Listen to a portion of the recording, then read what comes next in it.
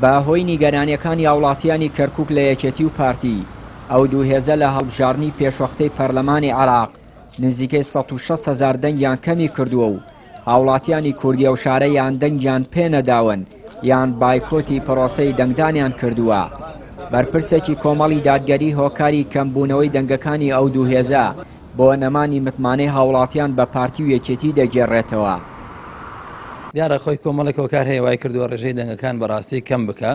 یەکێک لە هەر هۆکارەکان کە بەڕاستی زەقە و خەڵک بەڕوونی ئەیبینێ ئەوش ئەوەی گەندەڵی ئەو دوو حیزبی دەسەڵاتە کە ململانی نێوان خۆیان وای کردووە بەڕاستی خەڵکێک بێزارە، خەڵکێک بێتاقەتە، خەڵکێک هەستی نەتەوایەتی کەمی کردووە، ئینتیمای هاوڵاتی بوون کەمی کردووە. ئێمە بۆ نمونە لە شاری کەرکووک ئایبینین لە دوای 16 ئۆکتۆبرەوە ئەمان لەبری ئەوەی بێن یەکریزی کورد یەکریزی ناوماڵی کورد بەڕاستی زیاتر پتەوکەن ئەدینین ئێمە ململانەکە زیاتر سەخت بووە، زیاتر ململانەی حزبی زیادی کردووە. ململانی حزبی و دروشمی بێناوەڕۆکی نەتەوەیی و کەڵەکەبوونی گەندەڵی بە هۆکارێکی دیکەی کەمبوونەوەی دەنگی ئەو دوو هێزە لە کەرکووک دێتە ژمار.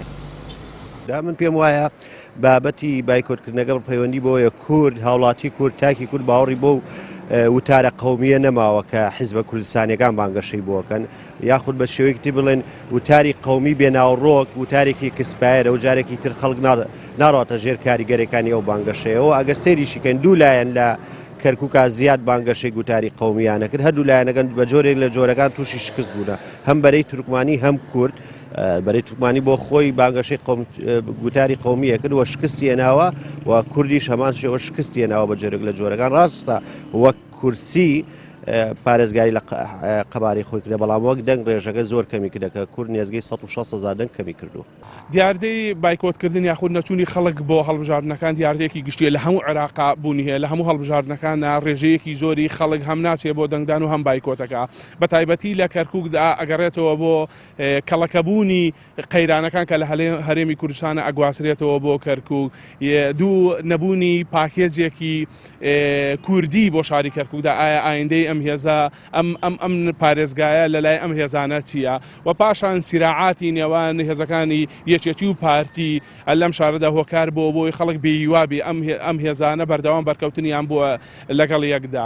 بایکۆتکردن بە تایبەتی لە ناوچە کوردیەکان ئەبێتە بۆتە دیاردا و کاریگەریەکانی دەرکەوتو و کاریگەریەکانی لە هەڵبژاردننی ئەنجومەری پارێزگادا بە شێوەیەکی گشتی دەردەکەوێت.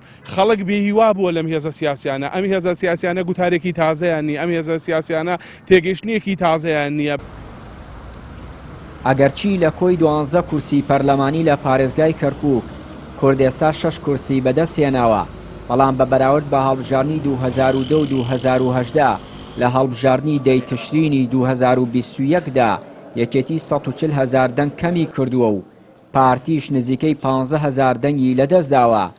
بۆیە ئەو دوو هێزە ئەمە بە زەنگێکی مەترسیدار دەزانن و لە داهاتوودا ئەگەر بێت و دۆخی کەرکووک ئاسایی نەکەنەوە و شەقامی کوردی لە شارەکە ئاش نەکەنەوە، ئەوە هەڵبژاردنەکانی داهاتوو پێگەی نوێنەرایەتی کورد لە ناوچە دابڕاوەکان و کەرکووک بە تایبەتی لە ئەنجومەنی نوێنەرانی عێراق بە تەواوی لاواز دەبێت و ئەوەشی ماوە لە دەستی دەدات.